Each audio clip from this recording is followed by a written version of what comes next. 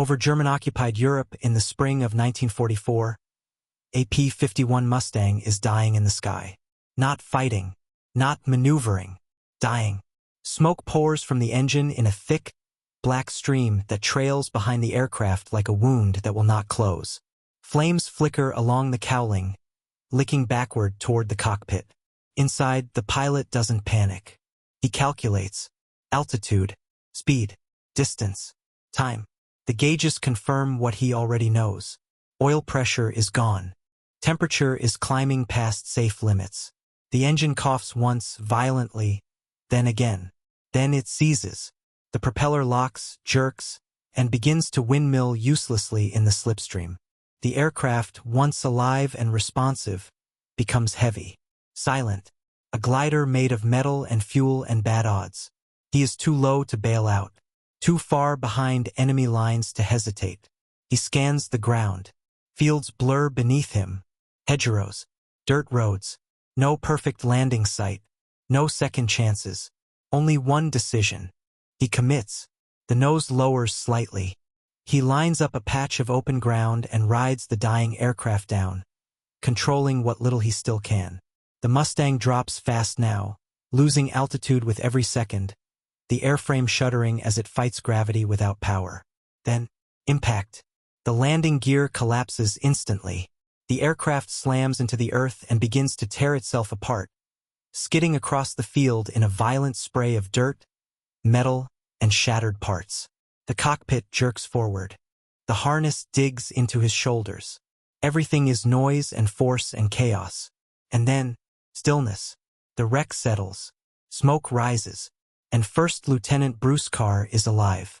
He kicks the canopy open and pulls himself out into the cold air. The world feels too quiet, too normal. Behind him, the Mustang burns.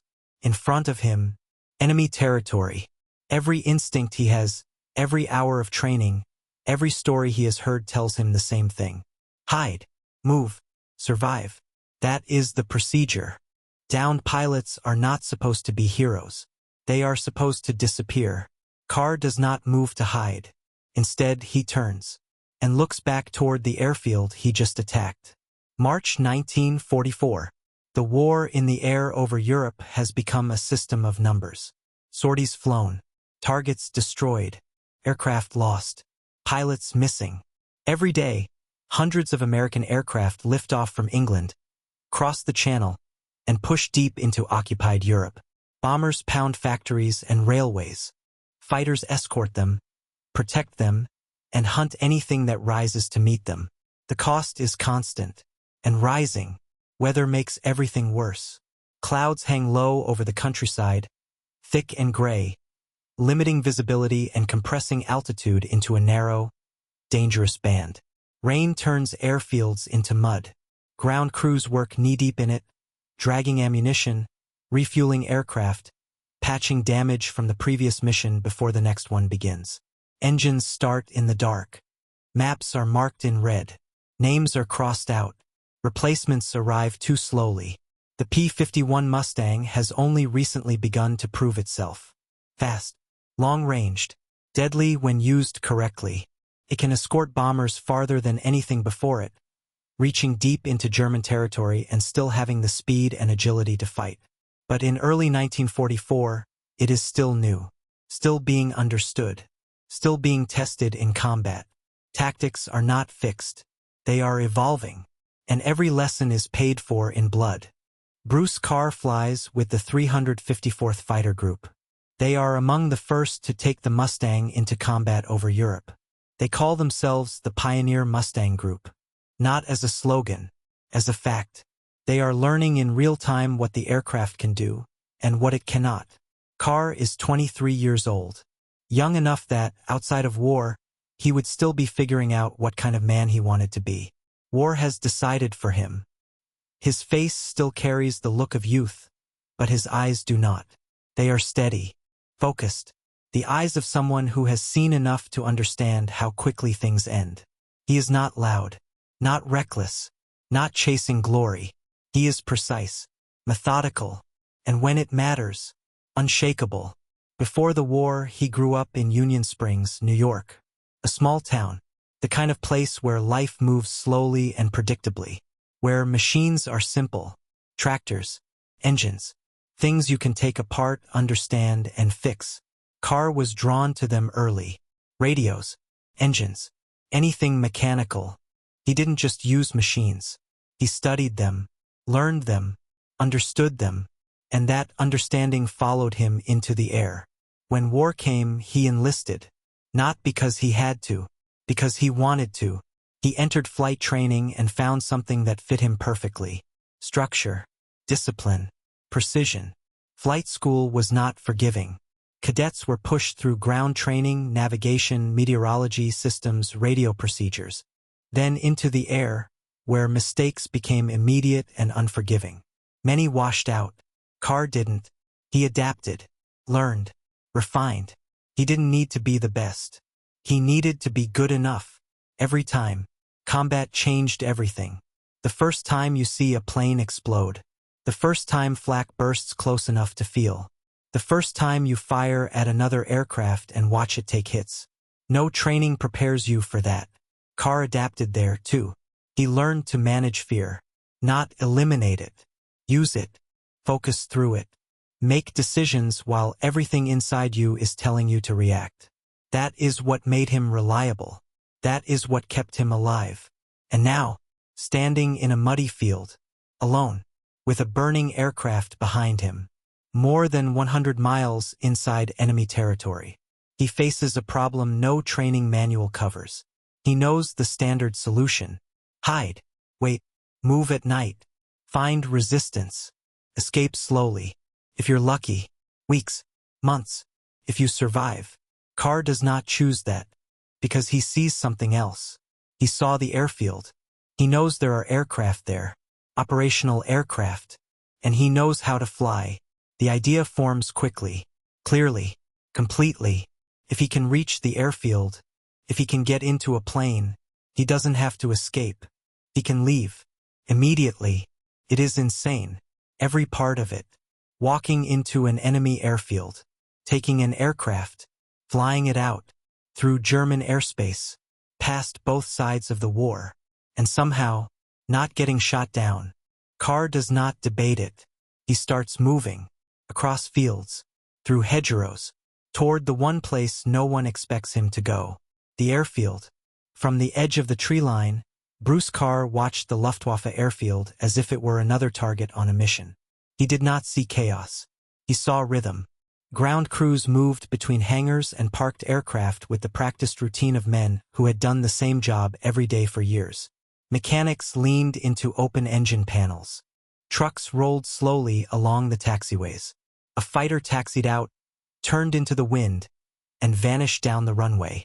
Another sat off to the side, alone enough to matter. The field was active, but it was not locked down.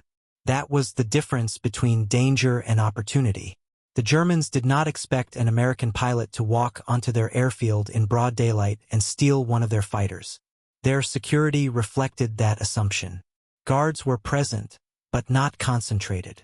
Men watched for incoming aircraft, for sabotage teams, for bombs. Not for a single pilot in a leather flight jacket moving with confidence. Carr stayed where he was and studied how often mechanics moved near the isolated fighter, which path offered the least exposure, where the nearest personnel were standing, how long it might take for someone to notice a stranger if that stranger acted like he belonged there. He identified the aircraft quickly enough, not by exact designation at first, but by silhouette. Single engine, broad radial nose, distinctive gear stance. It was a German fighter, one of the fast ones, and from this distance it looked intact. More important, it looked unattended. The sky darkened slowly into evening. Carr waited. Waiting takes a different kind of nerve than action. Pilots talk a lot about bravery in terms of speed and violence. Dives, attacks, burning engines, low passes under fire. But some of the hardest courage in war lies in standing still while every muscle in your body wants to run. He waited as the light drained out of the airfield. The activity began to thin. A crew walked away from one aircraft. Another group disappeared toward the hangars. Shadows lengthened. Distance became an ally. At the edge of dusk, The whole place softened just enough for a man to move through it if he moved with purpose. So Bruce Carr moved. He did not crawl. He did not sneak in the theatrical way films later imagined such things. He simply walked, out of the tree line, across the open ground, toward the German fighter. He wore his leather flight jacket, uniform trousers, and boots. At a distance, in failing light, there was nothing about him that would immediately scream enemy. A pilot looks like a pilot from far enough away, and war teaches men to notice only what they expect to see. No one shouted. No one pointed. No alarm sounded. He reached the aircraft and climbed onto the wing.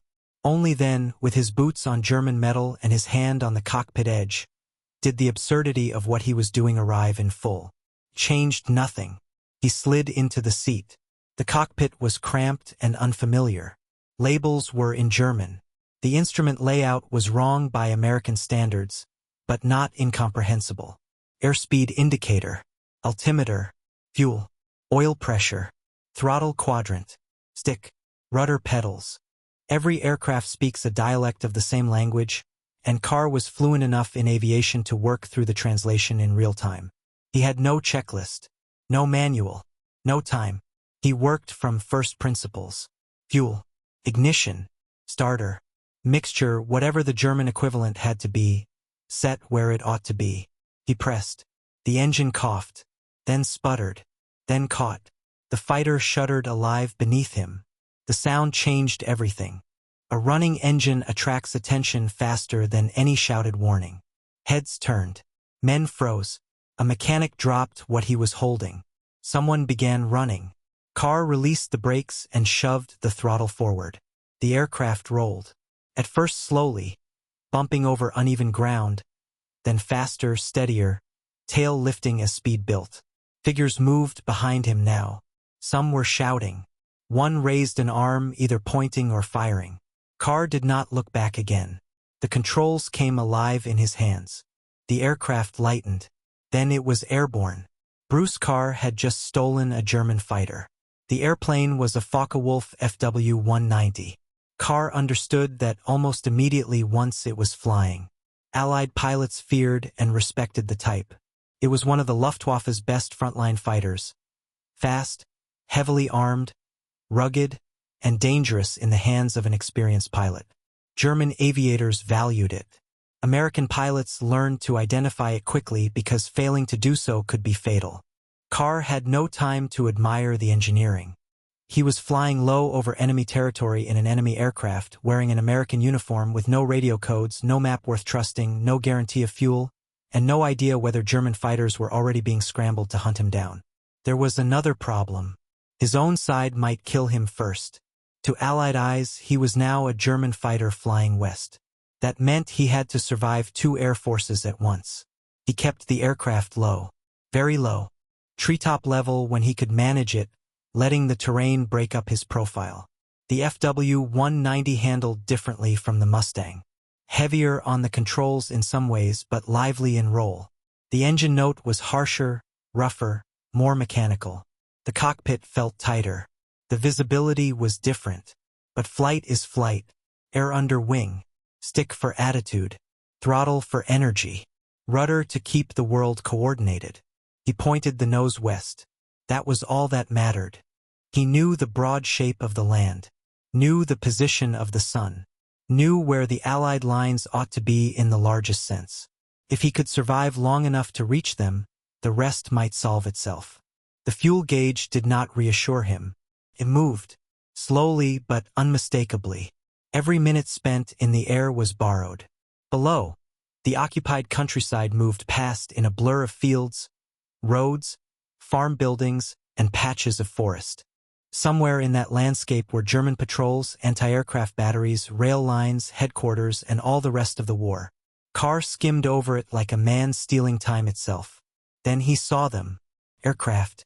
A formation. American bombers coming home from a mission, escorted by fighters.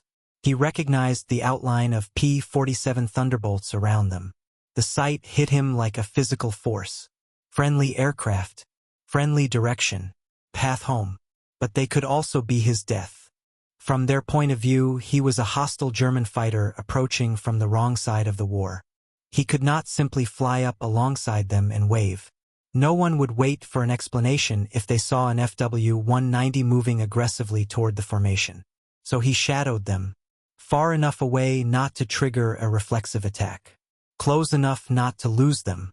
It was a delicate piece of flying, staying offset, reading their course, adjusting gently, never presenting himself as a threat but never letting the bombers disappear into the distance. He followed them west, toward safety, toward another problem. How do you land an enemy fighter at an American airfield without being shot to pieces before the wheels touch the runway? He did not yet have the answer. He only knew he had to keep going long enough to need one. He kept the American bombers in sight and prayed no one in the escort decided to look too closely. That was the strange cruelty of the situation. Bruce Carr had escaped the Germans. He had stolen one of their best fighters, gotten it airborne, turned it west, and somehow survived the first and most impossible part of the plan. Now the greatest threat in the sky might be his own side. The P-47 escorts wove around the returning bombers in wide, practiced arcs. Their pilots were tired, fuel-conscious, and wired tight from whatever they had just fought over Germany. Any one of them, with a quick glance and a trigger squeeze, could reduce Carr's miracle to burning metal over friendly ground. So he stayed back, close enough to follow, far enough not to provoke. He flew the captured Focke-Wulf like a man trying to accompany a funeral procession without being recognized by the mourners. Every correction was subtle. Every change in heading was measured.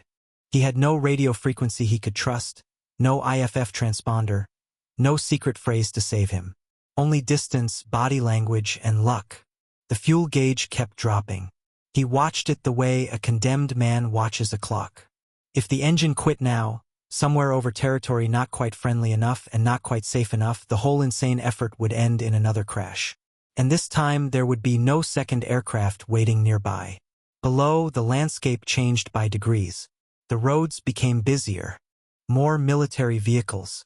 More activity that looked Allied rather than German. There were supply dumps, movement along roads, signs of the war turning in one direction rather than the other. The front itself was not a clean line carved into the earth, but pilots learned to feel when they were leaving enemy territory and entering the space controlled by their own side. Carr felt it. He was getting close.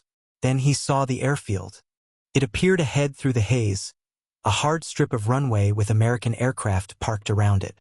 Ground vehicles moved in familiar patterns. A windsock hung limp in the late-day air. Men in uniforms too far away to distinguish were walking the line. It looked ordinary, which meant it was the most beautiful thing he had ever seen. Now came the last gamble. Landing a German fighter on an American field required timing almost as delicate as stealing it. Circle too long and someone would identify the silhouette, panic, and open fire. Come in too fast or too aggressively and ground defenses might treat him as a hostile intruder. Too slow and the engine might die before he reached the runway. He chose decisiveness. One pass, one landing, no theatrics. He lowered the landing gear and felt the aircraft settle into its approach attitude. The FW-190 responded smoothly. German engineers had built it well, and for a moment there was a strange intimacy in that fact. Enemy hands had designed the machine, enemy mechanics had serviced it, enemy doctrine had shaped its controls, and now an American pilot was trusting all of it with his life.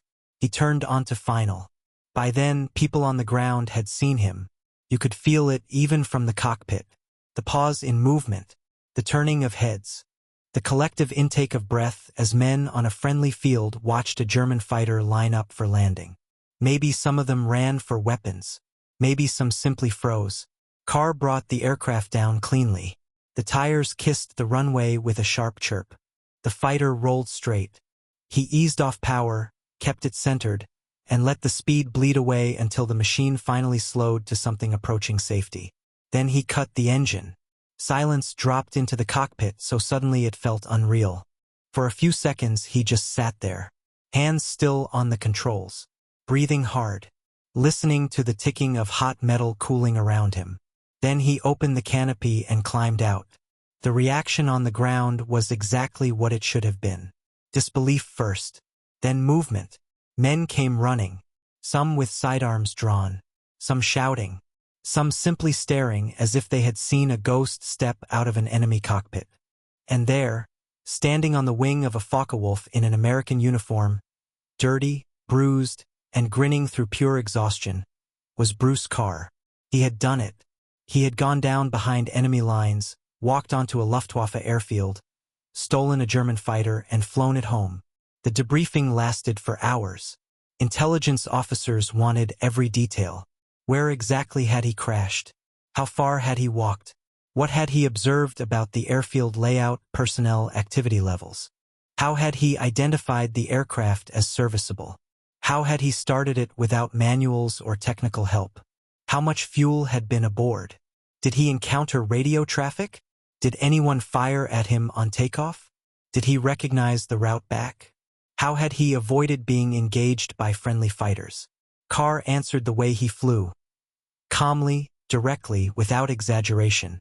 He described the forced landing, the decision to move toward the airfield rather than away from it, the study of the field from the tree line, the choice of aircraft, the startup sequence guessed from familiarity with fundamentals rather than knowledge of German systems, the low-altitude flight west, the sighting of American bombers, the landing. He made it sound almost practical, which, in its own way, was more astonishing than heroics would have been. The intelligence officers wrote everything down, not because they expected other pilots to start stealing enemy fighters as a standard escape method, but because every detail mattered. Carr's exploit was more than a story. It was information. The airfield security he had penetrated so easily said something about German assumptions. The aircraft itself said much more. A captured FW-190 in flyable condition was an intelligence prize. Engineers, test pilots, and technical teams descended on it almost immediately. They measured, photographed, documented, and studied the aircraft's Y-track landing gear, its radial engine installation, its cockpit layout, its armament arrangement, its handling characteristics. Every system was examined for clues about how German design choices translated into combat performance. Captured aircraft were rare enough. Captured aircraft delivered intact by an American pilot in broad daylight were almost beyond imagination. But if the FW-190 was a prize for intelligence, Carr himself became something else. A story. And in wartime, stories move faster than paperwork. Within days, the tale had spread through the 9th Air Force. It moved through ready rooms and operations tents, across mess tables and dispersal huts. Pilots told it in low voices at first, then with increasing confidence as the details were confirmed. Some got it wrong. Some improved it. Some swore Carr had shot his way out of the airfield under fire. Others insisted he had bluffed his way past German mechanics face to face. That was how stories worked in combat units. They gathered myth around a core of truth. But the core was astonishing enough all by itself. Bruce Carr had been shot down. Bruce Carr had stolen an enemy fighter. Bruce Carr had brought it back. Nobody forgot that. Command noticed too. There was no reprimand for unorthodox behavior. No lecture about deviation from survival protocols. What Carr had done was too useful, too impressive, and too successful to fit inside ordinary rules. He was recognized for initiative, nerve, and resourcefulness. More importantly, he was sent back to fly. That mattered to him more than ceremony ever would have. Because Carr did not think of himself as a hero. He thought of himself as a pilot who had encountered a problem and solved it with the only tools available. He had been separated from his aircraft. There was another aircraft nearby. The rest was execution. That kind of thinking marked him. Other pilots began to see in him something larger than a lucky man. He represented a truth all combat aviators recognized and hoped they themselves possessed. Survival under extreme conditions depended not just on skill in the air, but on adaptability of mind. Plans failed. Engines failed. Formations scattered. Radios died. Men who survived were often the ones who could build a new solution out of a collapsing situation before fear finished the job. Carr kept flying.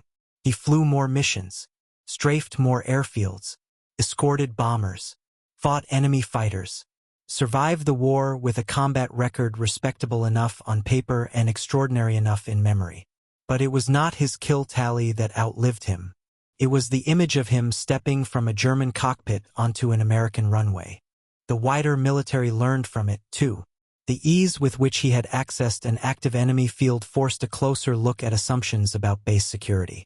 Both Allied and German commands revisited procedures for guarding operational aircraft, controlling access to the flight line, and verifying identity in low-visibility conditions. War had many ways of punishing complacency. This was one of the strangest. After the war, Carr returned to the United States and continued flying. He stayed with the service long enough to see the Army Air Forces become the United States Air Force. He flew again in Korea, this time in jets, proving that the core of his skill had never been tied to one machine or one era. He adapted because adaptation was who he was. He retired as a colonel. A full career.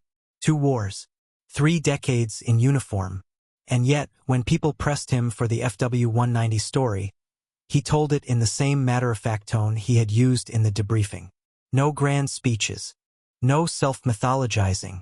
He would explain the sequence, maybe smile faintly at the absurdity of it, and let the listener decide what it meant. To him, it had meant one thing: get home.